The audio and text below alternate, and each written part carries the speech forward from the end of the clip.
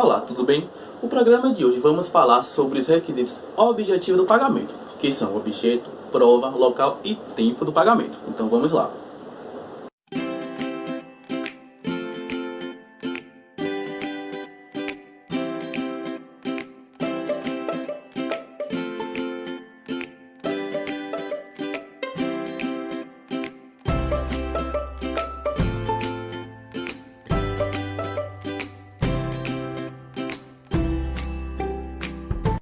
O pagamento é a principal forma de extinção das obrigações, que consiste na execução da obrigação ou na entrega do objeto da prestação ao credor.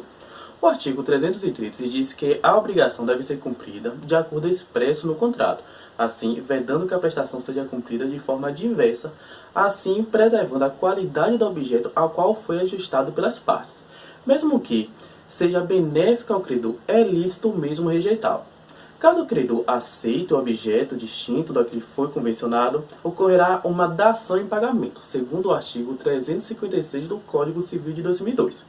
Lembrando que o artigo 313 não se aplica nas obrigações facultativas. Segundo o artigo 314, nas obrigações simples, a prestação só será efetuada por partes caso esteja expressa no contrato. Caso contrário, terá que ser cumprida integralmente, mesmo o objeto sendo divisível.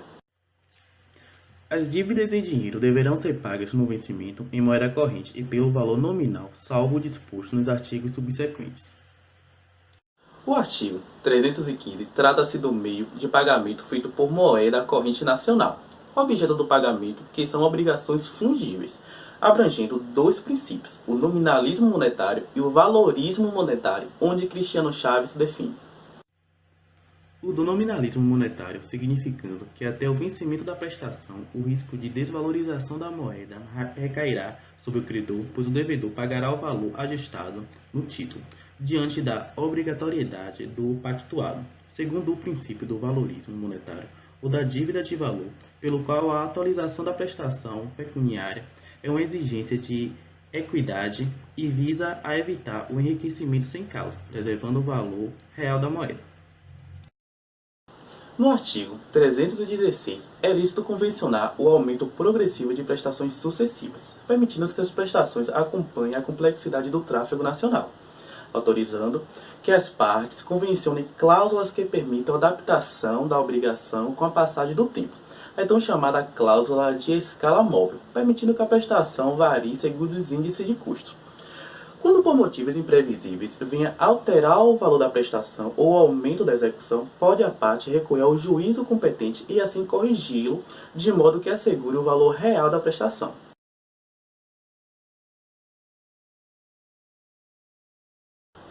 O artigo 318 veda o pagamento em ouro e em moedas estrangeiras, onde somente a moeda em curso no Brasil terá efeito liberatório e obrigacional de aceitação no território brasileiro.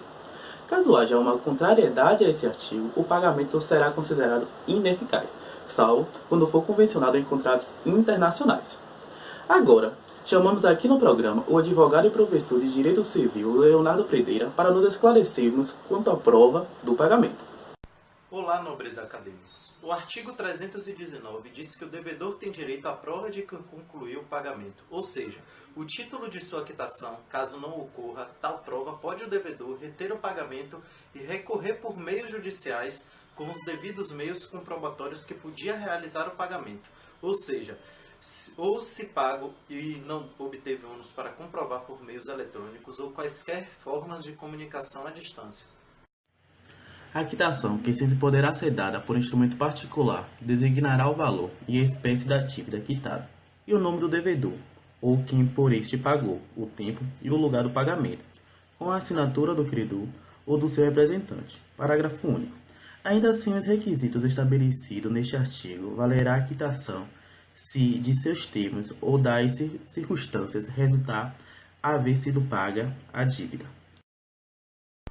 A quitação do pagamento poderá ser feita por instrumento particular ou público. No caput diz que o recibo de pagamento pode ser comprovado pelas suas palavras do credor, mesmo que faltem as circunstâncias ditas como a assinatura do credor.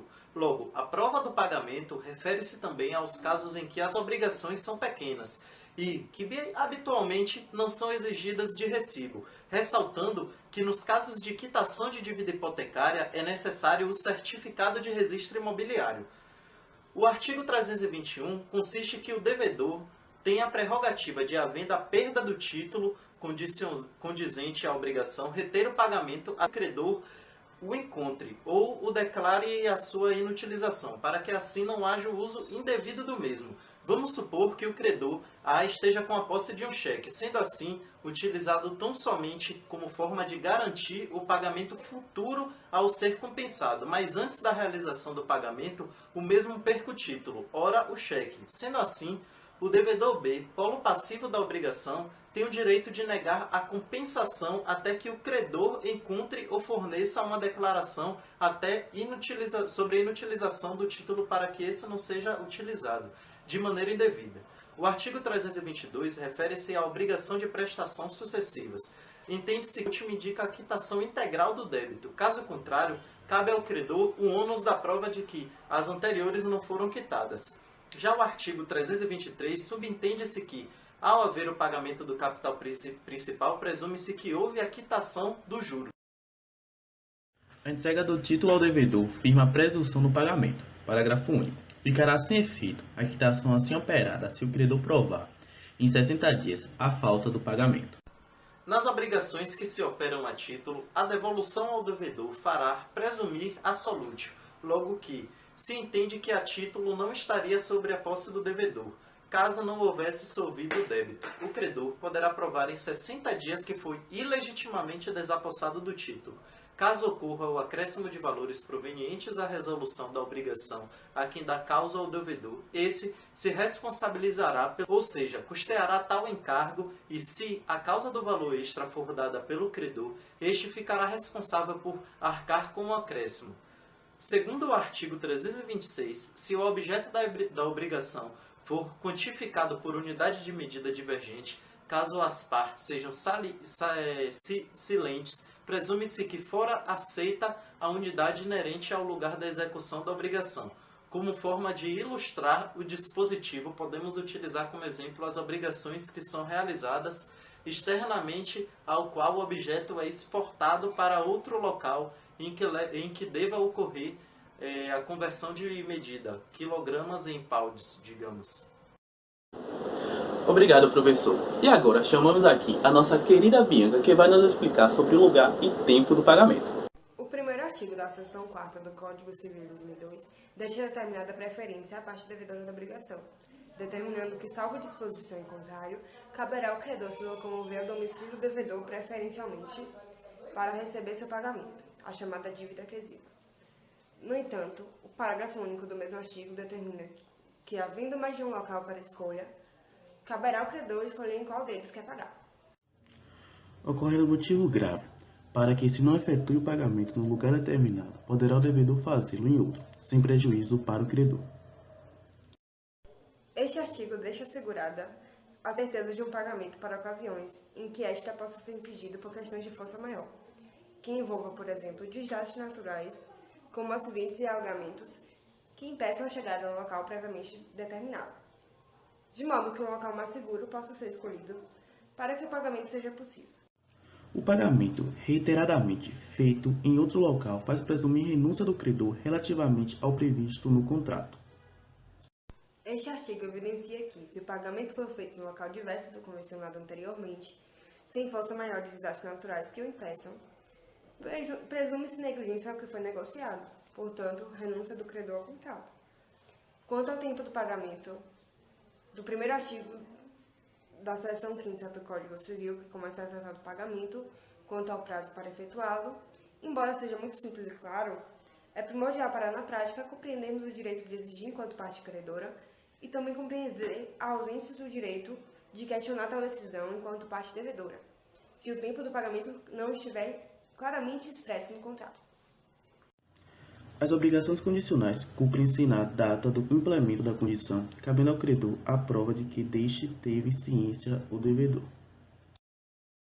O artigo em questão expressa que, na presença de alguma obrigação condicional, ou seja, aquela cujo inadimplemento depende de determinada circunstância, só é válido quando ambas as partes têm ciência dessa condição de cumprimento.